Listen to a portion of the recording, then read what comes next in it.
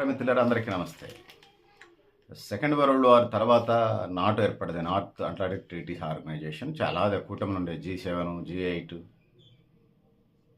Veto అధికారం ఉన్న దేశాల ఐక్యరాజ్య సమితిలో G7, G8, G11, G15, G20, G28, G30 దేశాలు, ఆయిల్ కంట్రీస్, ఒపెక్ దేశాలు, నాటో అలాంటిది ఒక కూటమి. అదేవిధంగా ఆసియా కూటమి, యూరోపియన్ యూనియన్ అనేది వాళ్ళు ఒక కరెన్సీనే, యూనివర్సల్ కరెన్సీని ఒక దాన్ని క్రియేట్ చేశారు. అది డాలర్ కంటే తక్కువ ఉంటుంది. డాలర్ కంటే పెరిగే కార్యక్రమం చేశారు, కానీ అది డాలర్ కంటే తక్కువ ఉంటుంది. ఆఫ్రికన్ కంట్రీస్ అంటే వెనకబడిన దేశాలు ఎట్లా అభివృద్ధి కావాలనేది, ఇట్లా ప్రపంచంలో ఒక్కొక్క దేశం పలు కూటమిల్లో సభ్యులుగా ఉన్నది. నాటో సెకండ్ వరల్డ్ వార్ తర్వాత ఏర్పడ్డది. ఆ ఏర్పడ్డటువంటిది పెట్టుబడిదారీ సమాజానికి అనుకూలంగా పనిచేస్తూ వచ్చింది. నాటోలో ఇంగ్లాండ్ లాంటి దేశాలు కూడా ఉన్నాయి, ఫ్రాన్స్ లాంటి దేశాలు ఉన్నట్టుంది. నాటోకు సంబంధించి వచ్చినప్పుడు యూరోప్ ఖండంలో ఉన్నటువంటి వాళ్ళు మద్దతు ఇచ్చినటువంటి పరిస్థితి మనం చూస్తూ ఉన్నాం. సో ఇందులో ప్రధానంగా అది ప్రచ్ఛన్న యుద్ధ కాలంలో అమెరికా, రష్యా, ఒకటి పెట్టుబడిదారీ దేశం అమెరికా, రష్యా సోషలిస్ట్ కంట్రీ, రెండు దేశాలకు సంబంధించినటువంటి కార్యక్రమాలు నడిచినప్పుడు ఏదైతే ఉన్నదో వాటికి సంబంధించి చేసుకుంటూ వెళ్ళినప్పుడు అమెరికాకి సంబంధించినటువంటి నాటో రష్యాని అన్ని వైపులుగా రౌండప్ చేసి దాన్ని రష్యాని పెట్టుబడిదారీ సమాజం లేకుండా చేసే ఒక బూచిగా చూపించి సామ్రాజ్యవాదులకి, పెట్టుబడిదారులకి 90 దశకంలో అది కొలాప్స్ అయిన దాకా నిద్రపోలేదు. సరే, నాటో ఏర్పడ్డ ఉద్దేశమే రష్యా లాంటి దేశాల మీద అటాక్ కోసం, అంటే సోషలిస్ట్ దేశాల మీద. సో అది అయిపోయిన తర్వాత కూడా నాటో కొనసాగుతూ ఉంది. రష్యా 1990లో పోతే 2026లో కూడా నాటో కొనసాగుతూ ఉంది. సో ఇలా నాటో యూరోపియన్ దేశాలకే ఉన్నటువంటి పరిస్థితిని అనుకూలంగా ఉన్నట్టుగా వాళ్ళు భావిస్తూ ఉన్నారు. సో ఇది పరిస్థితి. పశ్చిమాసియాలో ముఖ్యంగా ఇరాన్ మీద యుద్ధం చేసేటప్పుడు నాటో మద్దతు ఇవ్వలేదని చెప్పేసి ఆయన ఏం చేస్తున్నాడు, ట్రంప్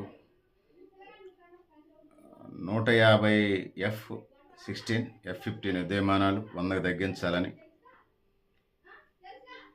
ఇంకా నిఘా కోసం వినియోగించే విమానాలు 26 నుంచి 15 తగ్గించాలని. సో అట్లా తగ్గించుకుంటూ వెళుతున్నాడు. నాటో మీద ఆధిపత్యం తప్ప మరొకటి కాదు. అమెరికా మొదటి నుంచి నాటో మీద ఆధిపత్యంగానే మనకు కనిపిస్తూ ఉంటుంది. 12 దేశాలతో ఏర్పడినటువంటి నాటో తర్వాత 32 దేశాలకి స్ట్రెంథెన్ అయింది. సో ఈ కూటమి రష్యాకి, ముఖ్యంగా సోవియట్ సోషలిస్ట్ రిపబ్లిక్ వ్యతిరేకంగా పెట్టుబడిదారీ సమాజానికి ప్రతినిధిగా ఇది ఏర్పడ్డది. సో ఇది పరిస్థితి. సో ఆనాడు రష్యాను నిర్వహించేందుకు సరిహద్దు దేశాలు Norway, Finland, Estonia, Latvia, Lithuania, Poland దేశాల్లో కూడా నాటో సభ్య దేశాలుగా ఉన్నాయి. అట్లనే ఉక్రెయిన్పై రష్యా దూకుడు పెంచేందుకు కూడా నాటో సభ్య దేశాలు, ఆ నాటో దగ్గరే గొడవ, రష్యాకి ఉక్రెయిన్కి గొడవ. నాటోలో జాయిన్ అవుతుందంటే వాళ్ళు యుద్ధ విమానాలు పెట్టి రష్యా మీద ఎప్పుడైనా ఇంట్లో పాయిజన్ పెట్టుకున్నట్టే కదా, అట్లాంటి పరిస్థితులు ఉన్నాయి. అందుకోసం ఉక్రెయిన్ రష్యా యుద్ధం ఇంకా 3-4 ఏళ్ల పాటు జరుగుతోంది ఇప్పటికే. పోలాండ్, రొమానియా, స్లోవేకియా దేశాలున్న రష్యా తన దాడులను నిలవడం ఆపలేదు. సో ఇది పరిస్థితి. నాటో సభ్య దేశాలు కూడా దౌత్యపరంగా పనిచేస్తూ ఉన్నాయి. అవి పోలాండ్, రొమేనియా, స్లోవేకియా దేశాలు చెప్పినా కూడా రష్యా ఇంట్లో ఫ్రెండ్షిప్ కోసం ట్రై చేస్తుంటే ఇది పరిస్థితి. ఇది ట్రంప్కు పెద్ద తలకాయ నొప్పిగా మారినట్టుగా మనకు కనపడతా ఉంది. రష్యా విస్తరణ కాంక్షను అడ్డుకునేందుకు ఇది జరుగుతుందని చెప్తూ ఉంటుంటారు.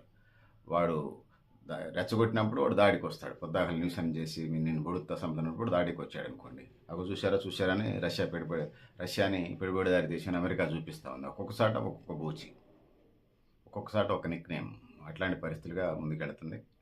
సో రష్యా, ఉక్రెయిన్ యుద్ధం అంతకు మించి ఏం కాదు. నాటోలో ఉన్న 32 దేశాల కోట మొత్తం జీడీపీ $38 లక్షల కోట్ల. సో ఇది పరిస్థితి. ప్రస్తుతం 30 లక్షల దళాలు ఉన్నాయి. మరింతగా విస్తరించేందుకు నాటో పనిచేస్తుంది అనేది మరి ఎవరి ప్రయోజనాల కోసం? ఇది వాళ్ళకి అనుకూలమైనటువంటి ప్రపంచంలో వాళ్ళకి అనుకూలమైన వ్యవస్థలు నిర్మించడం కోసమే నాటో ఏర్పడింది. ముఖ్యంగా సమాజం, ప్రజలందరూ సమానంగా బతకటం ఈ వాళ్ళకి నచ్చవు. నాటో ఏర్పడ్డదే అందుకోసం. సో అందులో భాగమే తప్ప మరొకటి కాదనేది ఈ సందర్భంగా నేను తెలియజేస్తున్నాను. ఇరాన్, ఇజ్రాయెల్, అమెరికా సైనిక చర్యల్లో పాల్గొనలేదు. ప్రత్యేకించి ఏదైతే ఉందో ఇరాన్ గొడవల్లో ఇజ్రాయెల్, అమెరికా చేసిన పోరాటానికి నాటో పాల్గొలేదు కాబట్టి అన్ని ఆంక్షలు పెడతా ఉంది. నాటో నిధుల సాయంలో కూడా అతిపెద్ద వాటా అమెరికా ఉంది. $600 బిలియన్ డాలర్లు సాలీనా నిధులు అందించడంతో పాటు ఆయుధ సామాగ్రి కూడా ఇస్తూ ఉండేది. సో నిర్వహణ వ్యయం 15.8% అమెరికాయే ఇస్తూ ఉండేది. నాటోపై ట్రంప్కి అమెరికా కోపం వచ్చింది. జీడీపీలో 2% చొప్పున నిధులు అందిస్తున్నాయి. అమెరికా రక్షణ రంగం బడ్జెట్ $980 బిలియన్ అంటే నాటో మొత్తం 32 సభ్య దేశాల జీడీపీలో 60%కి సమానం. సో ఇది నిధులు తగ్గించడం, ఆయుధాలు, యుద్ధ విమానాలు, నిఘా విమానాలు వీటిని తగ్గించడం ఎజెండాగా ఉన్నది. నాటో అనేది అమెరికా పెంపుడు కుక్క తప్ప మరొకటి కాదు. వీళ్ళు అరుస్తుంటే అప్పుడప్పుడు ఇతర కుక్కలు కూడా అరుస్తుంటాయి కదా, అంతకు మించి ఏం కాదని తెలియజేసుకుంటూ, పెద్దల మిత్రుల ఇది పరిస్థితి. మీరు కూడా మీ అభిప్రాయాలు కామెంట్ బాక్స్ రాయని తెలియజేస్తూ, నేను గరిడేపల్లి సత్యనారాయణ, అన్వేషణ ఆర్గనైజేషన్.